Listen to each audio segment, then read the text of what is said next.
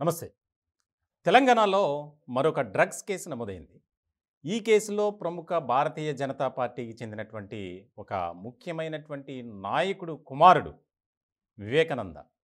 అతన్ని పోలీసులు అరెస్ట్ చేశారు. చాలా కీలకమైనటువంటి అంశాలు బయటకొచ్చాయి. ప్రధానంగా వీకెండ్ వస్తే చాలు హైదరాబాద్ నగరంలో ప్రముఖ హోటల్స్‌లో ఏ రకమైనటువంటి పరిస్థితి ఉందో దీన్ని బట్టి మనం అర్థం చేసుకోవాలి.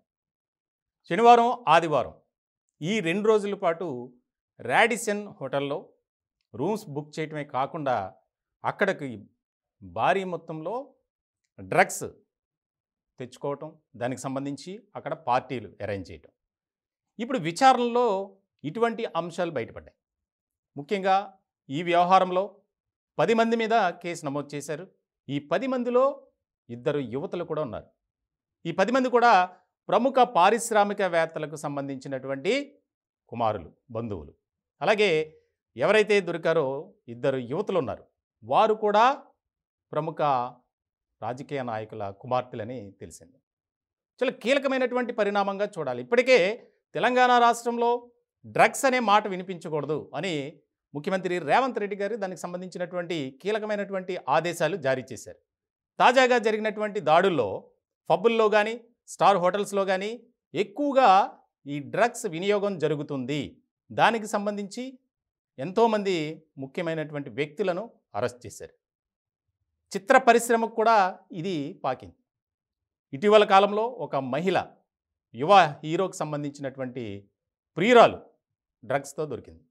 ఇప్పుడు తాజాగా రాడిసన్ హోటల్లో దొరికినటువంటి ఎవరైతే ఉన్నారో వారంతా పార్టీలో ఉండి దానికి సంబంధించి ఎస్ఓటి పోలీసులకు వచ్చినటువంటి సమాచారం ప్రకారం వారు అక్కడ దాడి చేస్తే 10 మందిని పోలీసులు అదుపులో తీసుకున్నారు.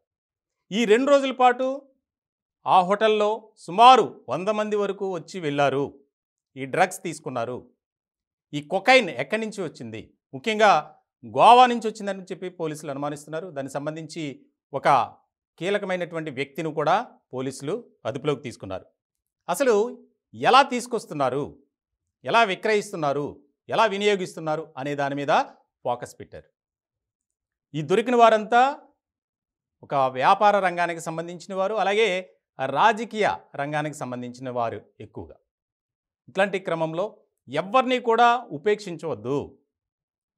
ఇలాంటి వ్యవహారాల్లో ఎంత పెద్దవారు ప్రమేయం ఉన్నప్పటికీ వారిని మాత్రం వదలొద్దని చెప్పి ముఖ్యమంత్రి రేవంత్ రెడ్డి ఆదేశాలు జారీ చేసినటువంటి క్రమంలో ఎప్పుడైతే సోమవారం తెల్లవారుజామున ఈ దాడి అనేది అటాక్ జరిగింది, దీనికి సంబంధించి వెంటనే భారతీయ జనతా పార్టీకి సంబంధించినటువంటి కొంతమంది ప్రముఖులు అతన్ని వదిలిపెట్టాలి. ఎవరైతే వివేకానంద్ ఉన్నారో యోగానంద్ కుమారుడు షేర్లింగంపల్లి నియోజకవర్గానికి సంబంధించి భారతీయ జనతా పార్టీలో కీలకమైనటువంటి వ్యక్తిగా ఉన్నారు.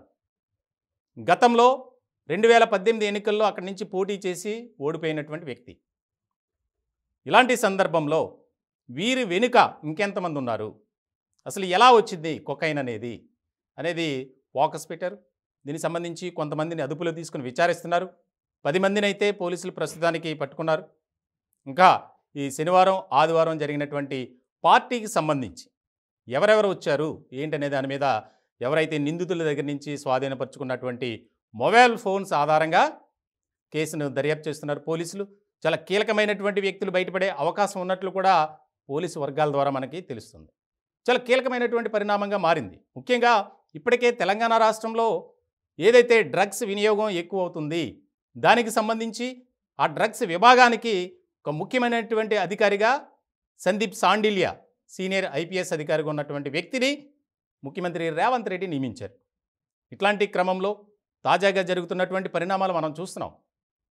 ఏదైతే గంజాయి చాక్లెట్ల రూపంలో ఎక్కడ పడితే అక్కడ దొరుకుతున్నాయి. తాజాగా జరిగినటువంటి ఈ దాడి, అలాగే అరెస్టులు, వీరి వెనుక ఇంకెవరున్నారు అనే దాని మీద ఫోకస్ పెట్టింది అధికార బృందం.